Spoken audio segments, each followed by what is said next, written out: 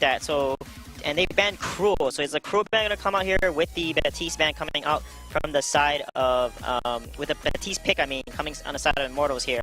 Hammers also like Samuel, so Samuel may be potential ban. They're gonna go with the Cruel ban as they've done before.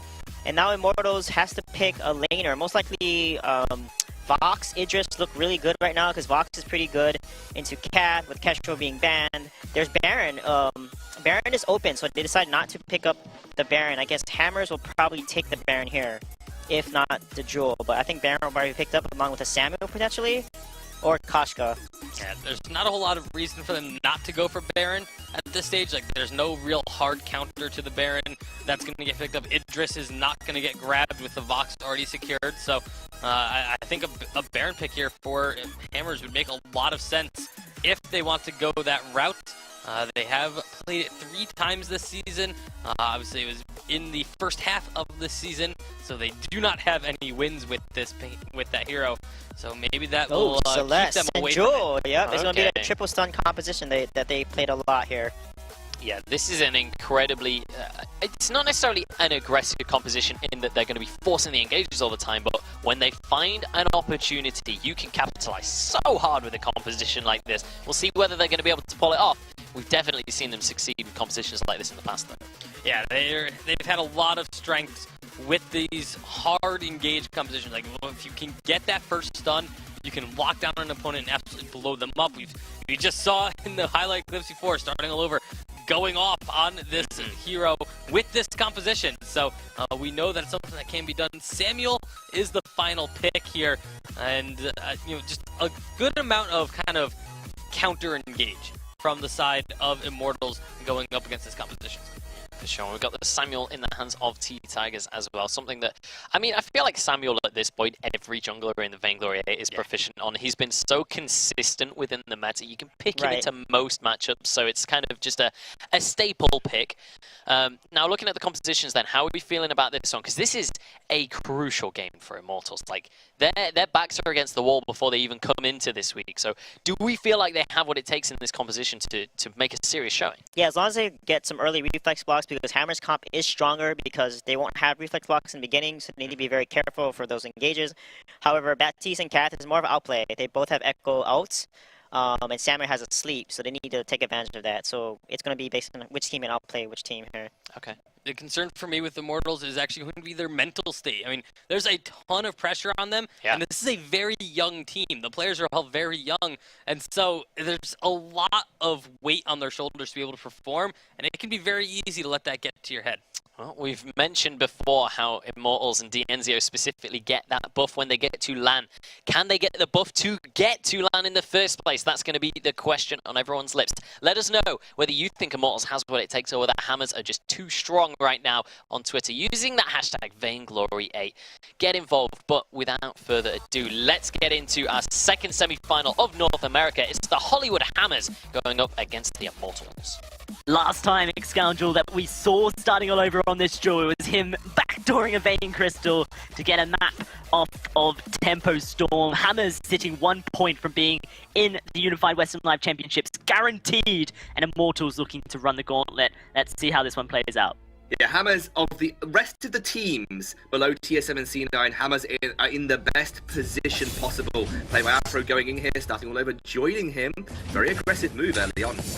It's something we saw TSM do at the beginning of the season, I believe, Scoundrel. Something that worked out so well for them, because Immortals are trying to fight, but starting all over has all of the damage to him. D'Enzio's falling.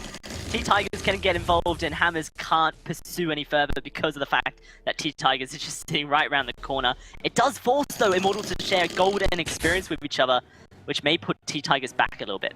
Yeah, and you're going to get Archaic now at level 2 as well. This is a fight that I think Hammers will want to try and take. Oh no! Oh, Playboy Afro! You just rooted T-Tigers on the spot, and T-Tigers will go down! Yes, you secure that kill! You deserve it, my man! Can Max Green escape? It looks like he may be able to. Has that boots. But the stun into the Treant route, playoff Afro, brings some EU to NA.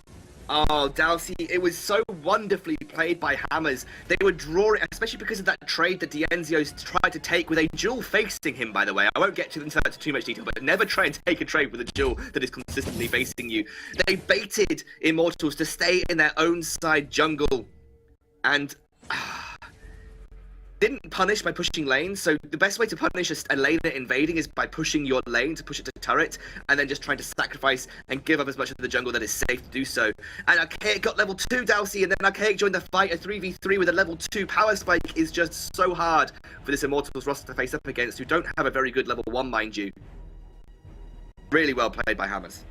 This is an insane start to a game that means so much for both these teams, but arguably more for Immortals. This is something that they're going to have to really look to bounce back from. The Samuel into the Celeste is an interesting dynamic, and right now a bit of a siege breaking out.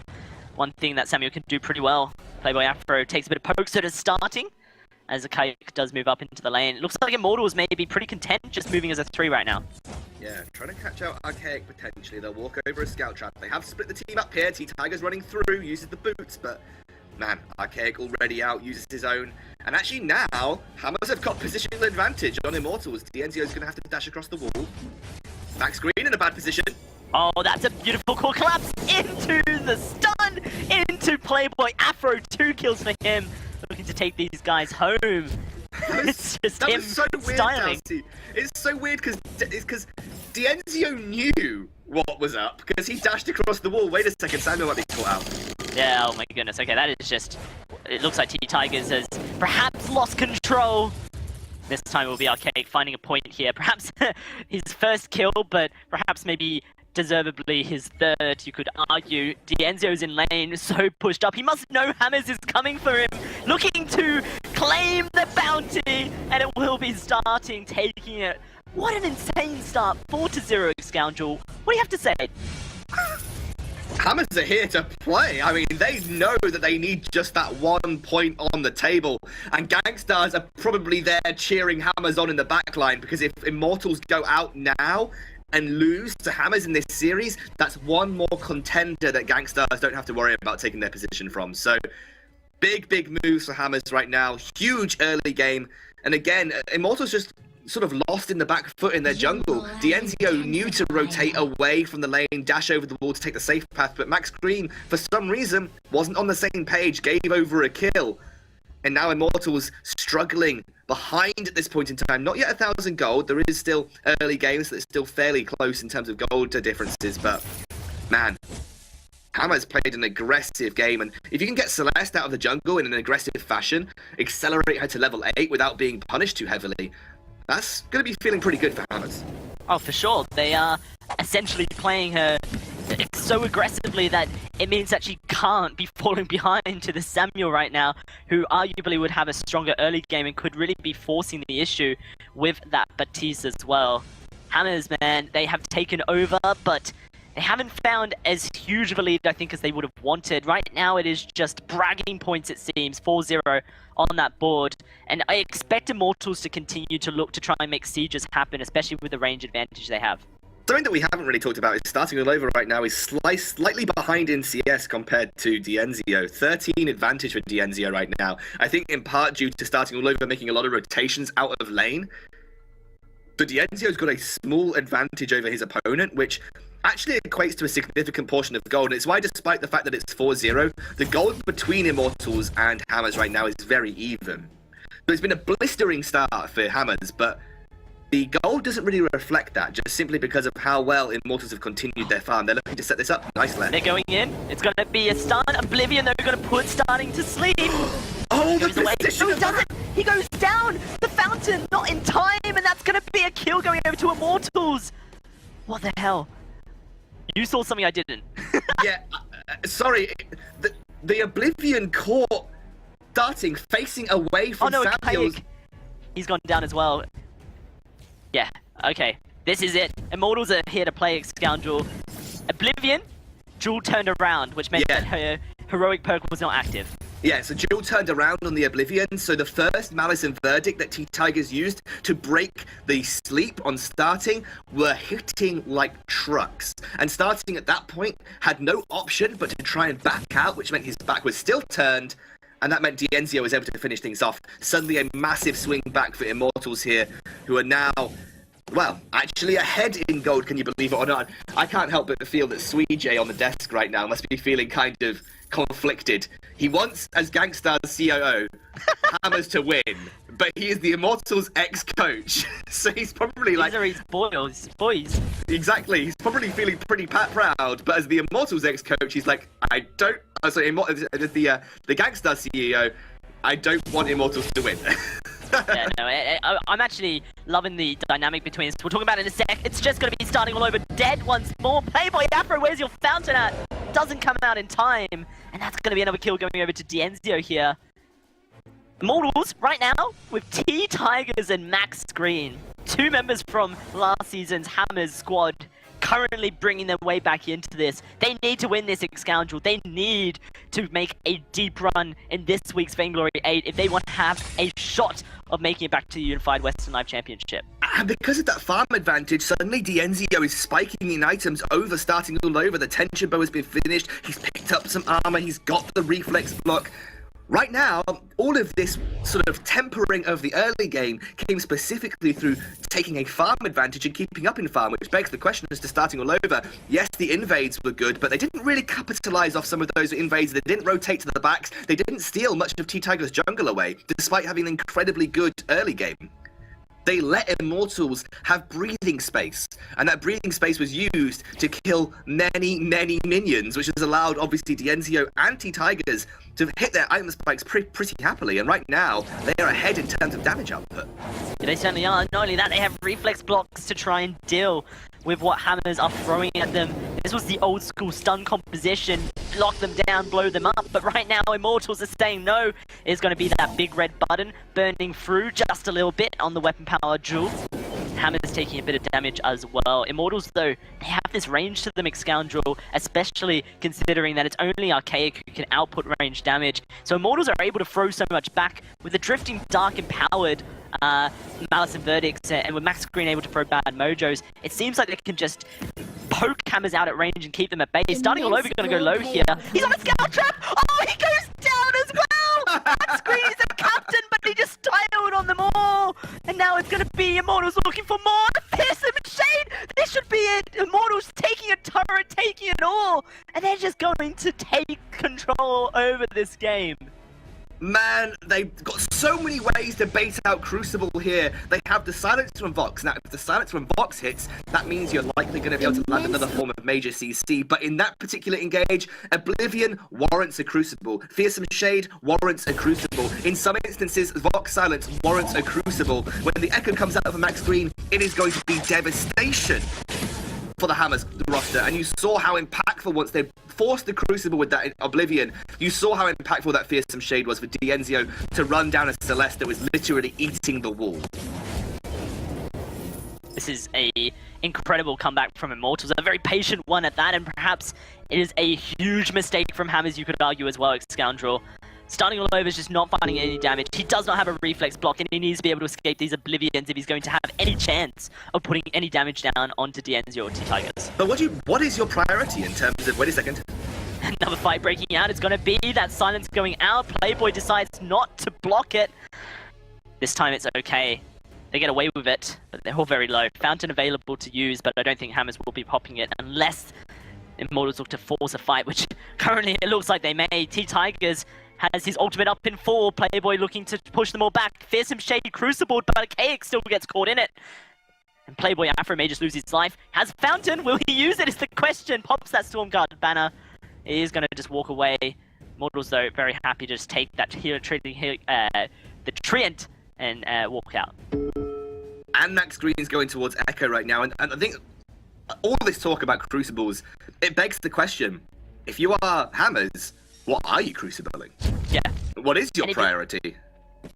And if you're starting, do you actually build a second Crucible? You know, it's something that we see when the Crucibles just become too many. The things needing to block become too many that your carry might just pull one out as well. That would be a pretty investment. Oh, okay, another fight bringing out, starting jumps in, but there's the Oblivion. Playboy Afro throws out the silence, but look at the damage coming out of Immortals. Playboy Afro goes down, and it's Vox stacking. Archaic, he's gonna lose his life, throws out the Solar Storm. The big red button will not find a kill, starting, gets Oblivioned. Not Oblivioned, ordained. Made to repeat for his sins. I can't speak. It's an ace. Immortals just gonna take it. That's a language that we all understand, Dalsy. It's an ace, and it's on Immortals' side. They're going to take another turret for this, and suddenly things have been turned around. The team fight is so difficult for Hammers to deal with. As a duel, you don't really want to pick up a reflex block. You want to accelerate yourself towards as many damage items as possible. When you look, let's take a look at what the Hammers composition is supposed to do, Dalsy, and we'll bounce this off each other, because you've got starting. Yes. But duel with this crit build, he wants to go in, right? Just goes in, yeah? I agree. Yes. Yeah. I thought that was No. I was just looking for confirmation, my friend. Yes. Yeah, then you have Archaic. So would you agree that the game plan from Hammers is you basically send Play by Afro and starting all over in, and then from the backline, Archaic is like your Siege Ballista. So you have the distraction, the Siege Ballista. Wait a second, fight. Fight breaking out, starting almost dead. Before we even get into it, he is just dead. Archaic down as well. The fearsome shade onto Playboy Afro. Whatever the win condition is of Hammers, it's clearly not coming through because Immortals have a different plan here at Scoundrel. And Immortals, they just look to just charge on in and destroy Hammers every fight. Yes, Hammers, their idea is stun lock. Starting jumps in, Playboy puts that Merciless Pursuit in, Archaic is unthreatened at the backline and able to call Collapse to keep that CC chain alive. But due to the fact that there's just so many things to block and so many, things to dance around, it's just not happening for Hammers. And the major issue is, when you fall behind with a composition like this, Duel does not really work as a peeling hero. Like, she can't peel back and fight, backwards, right? She's kind of a forward-designed hero. She's supposed to jump in, be aggressive. A defensive Duel simply just does not work. And it's kind of similar for Catherine, although Catherine has got peel in her kit with the silence and the stun. But with starting, if you're being aggressive against the Duel and are winning all of the time, it's very difficult to make Duel work the way you want her to. And that's probably one of the issues you're seeing starting have here. A defensive Duel is a bad Duel. Not in terms of the player playing it, but it's just in terms of what the hero provides. And I think that's really sort of being shone light on here, because now that Immortals have the advantage, Dalsy, they just run down this Hammers composition. And Hammers, when they are being run down and have no response, they're in the weaker side of their composition. Yeah, and this is a composition they ran last week. Immortals clearly have done their homework and thought, you know what? How do we make Jewel go defensive? We throw Silences, Oblivion, Fearsome Shades, and ordain her so that she is forced to be, jumping away from us to escape the ordained, or jumping into a stun. And when she lands, we can blow her up. T-Tigers has taken a lot of damage here at Scoundrel. They are going to just kite backwards with that Frostburn. And there's the silence going out. Oh, it silences all! The Crucible comes out in time, but it doesn't matter. Archaic is dead, and starting all over will go down as well. Playboy Afro, last man standing, had to be the one to keep everyone alive, and he just could not do so. Gonna have to watch a VOD of Gabe Vizzle if he wants to be able to Crucible, because it's just too many things to decide from, and he will lose his life regardless. And that is the combo that is so devastating between Vox and Batiste. You have to block the Vox silence, and you have to time it in such a way that you expect Immortals to use the Fearsome Shade directly afterwards. But not blocking either, or not blocking the Vox silence, can just basically result in that happening, and I don't even know if they're going to be able to defend their Vein Crystal. This is not the result that Hammers needed. May I remind you, Scoundrel, they just need a single point to secure their unified Western Live Championship position. And currently Immortals are saying, you're not going to get any points. And they're saying, watch out, Gangstars. Watch out, Gangstars, indeed. What a performance. What has it been with these North American teams? It's like they've gone into overdrive on a weekend where literally anything can happen. Immortals have just turned things up. I don't think we've seen a game go past 17 minutes almost. It has been crushing defeat after crushing defeat for the teams on the losing end of things. Absolutely ridiculous. This is the Immortals we saw in the Challenger Series, and they're here to play. I want to know what Sweej thinks of it all and the rest of the desk, so let's throw it back to them.